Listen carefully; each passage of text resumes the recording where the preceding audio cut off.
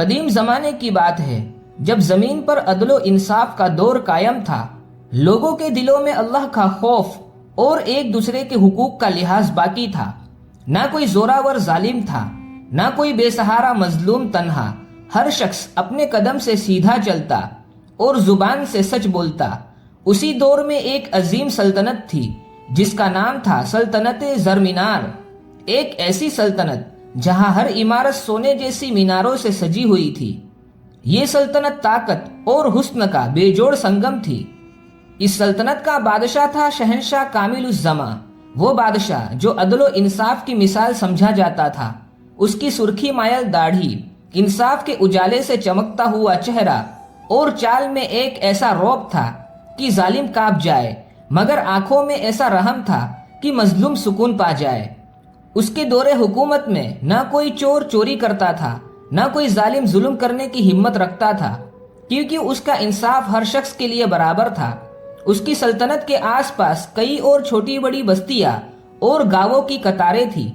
لوگ اسے اپنا ہمدرد سمجھتے اور جب کوئی مشکل پیش آتی تو اپنی فریاد لے کر اس کے دربار میں پہنچتے۔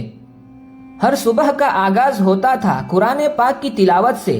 اس کے بعد سلطنت کے اہم امور بیان کیے جاتے، ملک کی سرحدیں، خزانے کی حالت، رعایا کی خیریت اور امن کی نگرانی۔ پھر سجتا تھا وہ مقدس تخت جس پر بیٹھتا تھا شہنشاہ کامل الزماں، رعایا کے لیے رحمت اور مجرموں کے لیے خوف۔ اس دن بھی دربار سجا، حاضرین اپنی اپنی جگہ تھے، میر دربار، وزراء، اولیاء اور عام لوگ سب حاضر تھے۔ تبھی ایک بہت ہی ضعیف شخص لکڑی کے سہارے چلتے ہوئے دربار میں داخل ہوا۔ اس کی کمر جھکی ہوئی، جسم تھکا ہوا، مگر چہرے پر ایک عجیب سی امید تھی۔ جیسے ہی وہ بادشاہ کے روبرو پہنچا، اس نے کانپتی آواز میں کہا، بادشاہ سلامت، میں آپ سے انصاف کا طالب ہوں۔ یہ کہتے ہی سارا دربار خاموش ہو گیا، ہر نظر اس بوڑھے شخص پر ٹک گئی۔ شہنشاہ کامل الزماں نے بے حد ادب اور نرمی سے فرمایا، تم نے بالکل صحیح فرمایا، یہ دربار انصاف کا ہے، بتائیے تمہارا کون سا حق مارا گیا ہے؟ بوڑھا کچھ لمحوں تک خاموش رہا، پھر غم اور درد سے بھری آواز میں کہنے لگا، بادشاہ سلامت، میرے پاس میرا ایک کھیت تھا جسے میں نے عمر بھر محنت کر کے ہرا بھرا کیا۔ وہی کھیت میرے بڑھاپے کا سہارا تھا، مگر چند دن پہلے سلطنت کے ایک مقرب شخص نے اس پر قبضہ کر لیا اور مجھ سے کہا یہ زمین شاہی ہے۔ میں اس سے فریاد کرتا رہا، روتا رہا، مگر اس نے میری ایک نہ سنی۔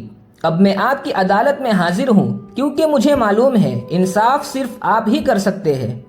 دربار میں سناٹا چھا گیا، درباری نگاہیں چرانے لگے۔ کچھ کے چہروں پر حیرت تھی اور کچھ پر خاموش گواہی، کیونکہ جس شخص پر الزام تھا وہ کوئی عام آدمی نہ تھا، بلکہ بادشاہ کا قریبی وزیر تھا۔ وہ وزیر جو برسوں سے شہنشاہ کامل الزماں کا دایا ہاتھ مانا جاتا تھا، جس کے مشورے کے بنا سلطنت کا کوئی بڑا فیصلہ نہیں ہوتا تھا۔ اس کا نام تھا وزیر اعلیٰ فیضان علی خرم۔ فیضان جو ہر محفل میں علم اور تدبیر کی مثال سمجھا جاتا تھا، مگر آج اسی پر الزام تھا کہ اس نے مظلوم کی زمین پر ناجائز قبضہ کیا۔ شہنشاہ نے فوراً حکم دیا وزیر اعلیٰ فیضان علی خرم کو فوراً دربار میں پیش کیا جائے۔ وزیر چند ہی لمحوں میں دربار میں حاضر ہو گیا۔ اس کے چہرے پر حیرانی بھی تھی اور ہلکا سا غرور بھی، جیسے وہ الزام کو اپنے عہدے کی توہین سمجھ رہا ہو۔ بادشاہ نے اسے مخاطب کرتے ہوئے سوال کیا، کیا تو نے اس ضعیف شخص کی زمین پر قبضہ کیا ہے؟ وزیر نے پہلے تو بات ٹالنے کی کوشش کی، پھر کہنے لگا، بادشاہ سلامت، وہ زمین بنام نہیں تھی اور شاہی فرمان کے مطابق غیر آباد زمین ریاستی ملکیت میں شمار ہوتی ہے۔ اتنا سننا تھا کہ بوڑھا شخص فوراً بول پڑا، یہ جھوٹ بولتا ہے بادشاہ سلامت، میرے پاس وہ تمام کاغذات موجود ہیں جو میں نے اپنی جوانی میں باقاعدہ حکومت میں جمع کروائے تھے۔ شہنشاہ نے کاغذات منگوائے اور انہیں دربار کے قاضی سلطنت کے سامنے پیش کیا۔ قاضی نے اطمینان سے دستاویز دیکھے اور کچھ دیر بعد سر جھکا کر عرض کیا، بے شک یہ زمین اس ضعیف شخص کی ہے اور اس پر بغیر قانونی اجازت کے قبضہ کیا گیا ہے۔ یہ سنتے ہی شہنشاہ کی آنکھوں میں مایوسی اتر آئی۔ وہ دھیمے لہجے میں بولے، میں جانتا ہوں کہ وزیر میرا رفیق ہے، دوست ہے، مگر جو عدل و انصاف میں رکاوٹ بنے وہ میرا دوست نہیں ہو سکتا۔ پھر انہوں نے قاضی کی طرف دیکھتے ہوئے حکم سنایا، قاضی اعلان کر دو وزیر اعلیٰ فیضان علی خرم کو اس کے عہدے سے برطرف کیا جاتا ہے اور اس شخص کی زمین اسے واپس کی جائے، بلکہ اس کے نقصان کا دوگنا معاوضہ شاہی خزانے سے فوراً ادا کیا جائے۔ یہ سنتے ہی پورے دربار میں عجیب کیفیت طاری ہو گئی۔ کچھ لوگ حیران تھے کہ بادشاہ نے اپنے سب سے قریبی وزیر کے خلاف بھی فیصلہ سنا دیا، اور کچھ خوشی سے مسکرا رہے تھے کہ آج سچ میں عدل نے طاقت کو شکست دی ہے۔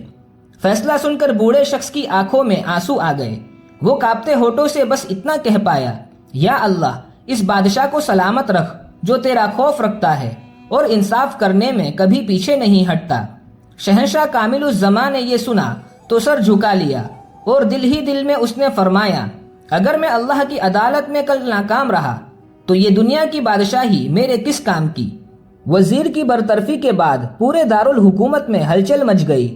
جن لوگوں نے برسوں سے طاقت کے آگے خاموشی اختیار کر رکھی تھی، اب ان کے دلوں میں بھی امید جاگ اٹھی تھی۔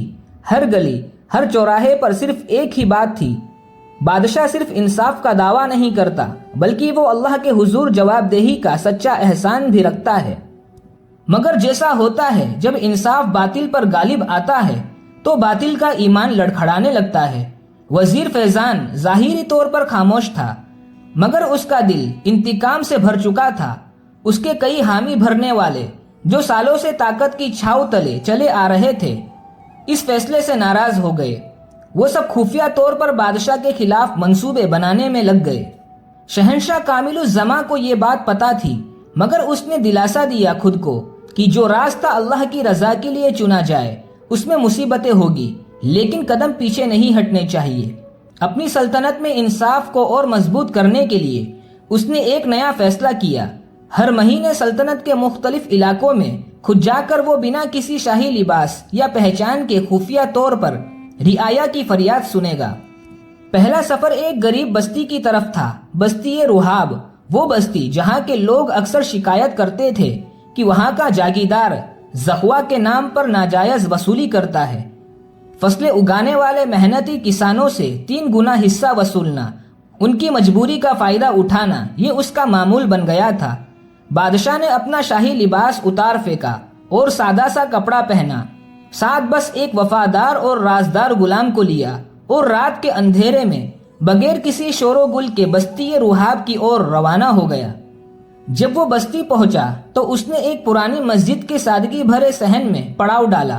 وہیں کچھ غریب کسان نماز عشاء کے بعد زمین پر بیٹھے آپس میں دھیمے لہجے میں گفتگو کر رہے تھے۔ ایک نوجوان کسان بولا، اللہ جانے اب انصاف کہاں سے آئے گا؟ جاگیردار ہر فصل کے بدلے ہم سے 3 گنا حصہ زبردستی لیتا ہے، کہتا ہے یہ زخوا ہے، اگر نہ دے تو کبھی پانی بند کر دیتا ہے، کبھی زمین چھیننے کی دھمکی دیتا ہے۔ ایک بزرگ نے ٹھنڈی سانس بھرتے ہوئے کہا، بیٹا سنا ہے ہمارا بادشاہ نیک دل ہے، اگر وہ خود ان حالات کو دیکھ لے تو یقیناً انصاف کرے گا۔ یہ باتیں سن کر بادشاہ کامل الزمان کی آنکھیں نم ہو گئی۔ دل ہی دل میں اس نے دعا کی، یا اللہ مجھے وہ ہمت عطا کر جو ان مظلوموں کا سہارا بن سکے۔ اگلے دن صبح بادشاہ نے گاؤں کی مسجد کے امام سے ملاقات کی اور اپنا اصلی تعارف کرایا۔ امام پہلے تو حیران ہوا، پھر اس کے چہرے پر خوشی کی روشنی پھیل گئی۔ اس نے فوراً گاؤں والوں کو اکٹھا کیا۔ درختوں کے سائے تلے ایک کھلا سا پنڈال سجایا گیا۔ لوگ دھیرے دھیرے جمع ہوئے۔ جب سب موجود ہوئے تو بادشاہ نے بلند آواز میں فرمایا، آج سے یہ جگہ شاہی عدالت ہے اور میں تمہارا بادشاہ خود تمہاری فریاد سننے آیا ہوں۔ جو بھی کسی ظالم کے خلاف شکایت کرنا چاہے بلا خوف آگے آئے۔ بادشاہ کو اپنے سامنے دیکھ کر کئی کسان ہمت کر کے آگے بڑھے۔ سب نے ایک ایک کر کے اپنی داستان سنائی۔ ظلم، لوٹ، ڈر، دھمکی سب سامنے لائے گئے۔ بادشاہ نے فوراً جاگیردار کو طلب کیا۔ جاگیردار جب آیا تو پہلے کی طرح رعبدار تھا، مگر بادشاہ کو سامنے دیکھ کر اس کا چہرہ فیکا پڑ گیا۔ لوگ جو برسوں سے سہتے آئے تھے اب بے خوف ہو کر اس کے خلاف گواہی دینے لگے۔ بادشاہ نے سخت لہجے میں فیصلہ سنایا، اے جاگیردار، تو نے رعایا پر ظلم کیا ہے، یہ خیانت ہے جو تو نے شاہی فرمان کے ساتھ کی۔ تجھے جو زمین شاہی عطا کے تحت ملی تھی وہ اب تجھ سے واپس لی جاتی ہے، اور جو ناحق پیسہ تو نے ان لوگوں سے وصولا وہ 7 دنوں کے اندر اندر واپس کیا جائے گا۔ اگر ایسا نہ ہوا تو تجھے سخت سزا دی جائے گی اور تاعمر قید کا سامنا کرنا پڑے گا۔ بادشاہ کا یہ حکم سنتے ہی پورے گاؤں میں ایک عجیب سی کیفیت پھیل گئی۔ کئی لوگ رونے لگے اور دعاؤں کی ایک نرم مگر پر تاثیر لہر اٹھی۔ اسی شام بادشاہ اپنے محل کی اور روانہ ہو گیا، لیکن اس کے دل میں ایک سوال اٹھتا رہا، اگر میرے ہی درباری اور جاگیردار انصاف کے نام پر خیانت کرتے رہیں گے تو میں کب تک ہر جگہ خود جا کر انصاف کرتا رہوں گا؟ اس نے گہری سانس لی اور دل ہی دل میں کہا، مجھے ایسے قاضی، ایسے گورنر اور ایسے کارکن چاہیے جو میری غیر موجودگی میں بھی اللہ کا خوف رکھتے ہو اور رعایا کا حق ادا کرے۔ اسی سوچ کے ساتھ اگلے ہی دن بادشاہ نے اپنی سلطنت میں نظام نگران عدالت قائم کرنے کا فیصلہ کیا۔ ایک ایسا نظام جہاں ہر علاقے میں عوام خود علماء کی سرپرستی میں اپنی نگرانی میں شکایتیں درج کر سکے اور ظالم کی روک تھام کے لیے فیصلے ہو سکے۔ لیکن وزیر اور اس کے ہم خیال بادشاہ کے اس فیصلے کے خلاف اپنے منصوبے بنانے میں لگ گئے۔ انہوں نے ایک خفیہ منصوبہ تیار کیا جس کا مقصد تھا بادشاہ کے فیصلوں کو ختم کرنا اور اسے تخت سے ہٹانا۔ جب بادشاہ نے نظام نگران عدالت کا اعلان کیا تو وہ دراصل حق کی ایسی صدا تھی جو ہر مظلوم کے دل کو تسلی دینے لگی۔ علماء، قاضی اور دیانتدار لوگوں پر مبنی یہ نظام عدل سلطنت کے کونے کونے میں انصاف کی روشنی پھیلانے لگا۔ لیکن یہی روشنی اہل دنیا کی آنکھوں میں چبھنے لگی، خاص کر ان درباریوں کی جن کا تعلق ظلم سے تھا۔ وزیر نے کچھ جاگیرداروں، چند رشوت خور قاضیوں اور بددل امراء کو ساتھ ملا کر بادشاہ کے خلاف ایک مجلس قائم کی۔ اس کا مقصد تھا عوام میں بادشاہ کے خلاف فریب پیدا کرنا اور پھر تختہ پلٹ کر دینا۔ وزیر نے نہایت چالاکی سے سلطنت میں ایسی افواہ پھیلائی کہ بادشاہ کا عدل صرف مقبولیت کی کوشش ہے اور وہ علماء کو آگے لا کر دربار کو مولویوں کے حوالے کر رہا ہے۔ اس نے کچھ علاقوں میں جلائی قاضی نیوکت کیے جو عوام سے مال بٹورنے لگے۔ پھر اس سب کو بادشاہ کی اور منصوبہ بنا کر کہا جانے لگا، یہی ہے نگران عدالت جو مظلوموں کو مزید لوٹتا ہے۔ بادشاہ ان جھوٹی خبروں سے پوری طرح واقف تھا، لیکن وہ جانتا تھا کہ سازشوں کی دھول سے حقیقت کبھی ماند نہیں پڑتی۔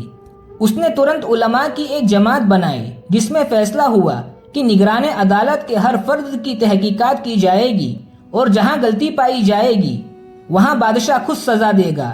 اسی دوران سلطنت کے ایک علاقے میں ایک بڑا واقعہ پیش آیا جہاں ایک دکاندار حلال گوشت فروخت کرنے کے نام پر حرام جانوروں کا گوشت بیچتا پکڑا گیا، لیکن اس نے خود کو نگران عدالت کے ایک فرد کا بیٹا بتایا اور بچ نکلا۔ اس واقعے کو وزیر نے بادشاہ کے خلاف خوب بڑھاوا دیا اور کہا کہ اب بادشاہ کے نظام میں حرام حلال سے بھی زیادہ فرق نہیں رہ گیا۔ جب بادشاہ کو یہ خبر پہنچی تو اس نے تحقیقات کروائی اور ثابت ہوا کہ دکاندار جھوٹ بول رہا تھا۔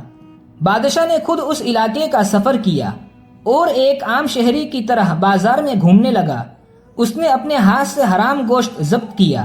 اسی وقت اعلان کروایا گیا، جو بھی دین کے نام پر دھوکہ دے گا وہ 2 گنا مجرم ہے، اللہ کا بھی اور بندوں کا بھی۔ اسی دن اس دکاندار کو قید کر دیا گیا اور نگران عدالت کے اس شخص کو بھی ہٹایا گیا جس کی نگرانی میں یہ لاپرواہی برتی گئی۔ یہ فیصلہ دیکھ کر رعایا میں پھر سے جوش پیدا ہوا۔ لوگ کہنے لگے، ہمیں خود ایسا بادشاہ دیکھنے کو ملا ہے جو چھوٹے بازاروں میں جا کر بھی انصاف کرتا ہے۔ لیکن دوسری اور وزیر فیضان نے فیصلہ کر لیا تھا کہ اب وقت آ گیا ہے اپنے آخری وار کا۔ اس نے کچھ غدار سپاہیوں کو جمع کیا اور رات میں محل پر حملہ کرنے کا ارادہ کیا۔ اس کا خیال تھا کہ بادشاہ کے قتل کے بعد وہ جھوٹ کے ساتھ تخت پر بیٹھ جائے گا اور سچ ہمیشہ کے لیے ختم ہو جائے گا۔ لیکن اللہ کی قدرت کو کون روک سکتا ہے؟ وہ رات جسے وہ فتنہ کی رات سمجھتے تھے، اللہ نے اسے بادشاہ کے لیے بہترین بنا دیا۔ حملے سے کچھ لمحے پہلے ایک وفادار ملازم جس کا نام رمان تھا، جو رات کے وقت محل کی نگرانی کرتا تھا، اس نے کچھ ہلچل محسوس کی اور فوراً محل کے پہرے داروں کو خبردار کیا۔ غدار سپاہیوں کو پکڑ لیا گیا۔ جب ان سے تفتیش کی گئی تو سب نے اقرار کر لیا کہ یہ سب کچھ وزیر فیضان کے اشارے پر ہوا ہے۔ دوسرے ہی دن شہنشاہ کامل الزمان نے فیضان کو دربار میں طلب کیا۔ سارا دربار علماء، قاضی اور عام شہریوں سے بھرا ہوا تھا۔ شہنشاہ نے سارے ثبوت پیش کیے اور فیضان سے صرف ایک سوال پوچھا، فیضان، آخر تو نے وہ راستہ کیوں چنا جو ظالموں کا ہوتا ہے؟ فیضان نے خاموشی سے سر جھکا لیا اور بس ایک جملہ کہا، مجھے اپنی طاقت سے محبت تھی، لوگ میرے سامنے جھکتے تھے، میرے آگے کوئی کچھ نہیں کہہ سکتا تھا، اور آپ نے میرا وہ رعب، میری وہ طاقت عدل کے نام پر مجھ سے چھین لی۔ شہنشاہ نے آسمان کی اور دیکھا اور کہا، طاقت ہمیشہ اللہ کے اختیار میں ہوتی ہے اور عدل اس کی زمین کا نظام ہے۔ تو نے اللہ کے نظام سے جنگ کی اور وہ کسی ظالم کو نہیں چھوڑتا۔ فیضان کو اس کے جرم کی بنیاد پر قید تنہائی کی سزا سنا دی گئی، جہاں اسے توبہ اور اصلاح کا موقع دیا جائے گا۔ وزیر کی گرفتاری کے بعد سلطنت میں جیسے سکون کی ایک لہر دوڑ گئی، ظالموں کی زبان بند ہو گئی اور عدل کا سایہ اور گہرا ہوتا چلا گیا۔ لیکن شہنشاہ جانتا تھا کہ کسی ظالم کو سزا دینا کافی نہیں، بلکہ سلطنت کو ایسا نظام بھی دینا ضروری ہے جو بادشاہ کے بعد بھی قائم رہے، جو نہ صرف انصاف بانٹے بلکہ دلوں کو تقوی اور خوف خدا سے بھی روشن کرے۔ اس نے علماء، مشائخ اور صادق لوگوں کے ساتھ مل کر قانونی عدل دائم کی بنیاد رکھی۔ یہ ایک تحریری نظام تھا جس میں طے کیا گیا کہ سلطنت کے ہر گاؤں میں ایک ایسا قاضی مقرر ہوگا جو دینی علم، تقوی اور عوام کی شہادت سے منتخب ہو۔ ہر 3 مہینے بعد قاضیوں کے فیصلوں کا محاسبہ علماء کی ایک جماعت کرے گی۔ مسجدیں اب صرف عبادت کے مراکز نہیں رہے گی، بلکہ لوگوں کی شکایت کا پہلا دروازہ ہوگی۔ شہنشاہ کامل الزمان نے خود پر بھی یہی قانون لاگو کیا کہ اگر اس کے کسی حکم سے کسی کو تکلیف پہنچے تو وہ بھی عوام کے سامنے جواب دہ ہوگا۔ یہ اعلان سلطنت کی تاریخ کا سب سے انوکھا دن تھا۔ اس فیصلے کے بعد کیا غریب، کیا امیر، کیا مرد، کیا عورت، سب شہنشاہ کو دعائیں دینے لگے اور اس پر پھول برسائے جانے لگے۔ لیکن وقت کی عادت ہے، وہ گزرتا ہے، کسی کے لیے نہیں رکتا۔ سالوں بعد بادشاہ کامل الزمان کی صحت کمزور ہونے لگی، داڑھی اب سفید ہو چکی تھی، آنکھوں میں دنیا کی چمک نہیں بلکہ آخرت کی طلب تھی۔ ایک دن انہوں نے علماء کی ایک جماعت بلوائی اور فرمایا، میری دنیا سے رخصتی کا وقت قریب آ پہنچا ہے، مگر میری بس ایک تمنا ہے، میرا انصاف، میرا عدل ہمیشہ زندہ رہے۔ میری موت کے بعد مجھے بادشاہ نہ کہنا، مجھے صرف بندہ حق کہنا۔ علماء نے کہا، بادشاہ سلامت، آپ نے جو عدل قائم کیا وہ خود آپ کی بادشاہت سے زیادہ عظیم ہے۔ شہنشاہ نے اپنی آخری وصیت میں لکھوایا، مجھے کسی عالیشان مقبرے میں ہرگز دفن نہ کرنا، مجھے وہاں دفن کیا جائے جہاں کسی غریب کی قبر ہو، تاکہ میرے پہلو میں اس کا حال پوچھا جا سکے، اور میری قبر پر صرف یہ الفاظ ہو، یہاں وہ شخص دفن ہے جس نے عدل سے محبت کی اور اللہ سے ڈرا۔ اس کی وفات کے بعد 3 دنوں تک پوری سلطنت میں غم کی فضا قائم رہی۔ علماء، عوام، غریب، امیر، ہر کوئی اس کے آخری سفر میں شامل ہوا۔ نماز جنازہ میں صرف ایک صدا بلند ہوئی، اللہ ہمارے بادشاہ کی مغفرت کرے، جس نے زمین پر عدل کے قدموں کو جما دیا۔ شہنشاہ کامل الزمان کی وفات کے بعد ان کی سلطنت کی ذمہ داری اس بیٹے نے سنبھالی جسے انہوں نے اپنی زندگی بھر دیانت اور انصاف کی تربیت دی تھی۔ اس نے نہ صرف نظم و نسق کو برقرار رکھا بلکہ نظام عدل کو اور مضبوط کیا۔ ہر عدالت، ہر مسجد اور ہر گلی میں اب بھی کامل الزمان کا نام عدل کی مثال بن کر زندہ تھا، کیونکہ یہ قصہ صرف ایک بادشاہ کا نہیں بلکہ ہر اس انسان کا ہے جو طاقت ملنے پر اللہ سے ڈرتا ہے، جو حکومت کو امانت سمجھتا ہے اور اپنی ذمہ داری کو رعایا کی بھلائی میں خرچ کرتا ہے۔ اصل بادشاہت وہی ہے جو دلوں میں عدل کی لو جلائے اور روحوں میں خوف خدا جگائے۔ سیکھ، انصاف جب دل سے کیا جائے تو وہ صدیوں تک بولتا ہے، اور حکومت جب امانت سمجھی جائے تو وہ رحمت بن جاتی ہے۔ کسی بھی دور کا سب سے بڑا فرض یہی ہے کہ طاقت کو ظلم نہیں، خدمت کا ذریعہ بنایا جائے، کیونکہ جب انصاف بولتا ہے تو اللہ کی مدد خود چل کر آتی ہے۔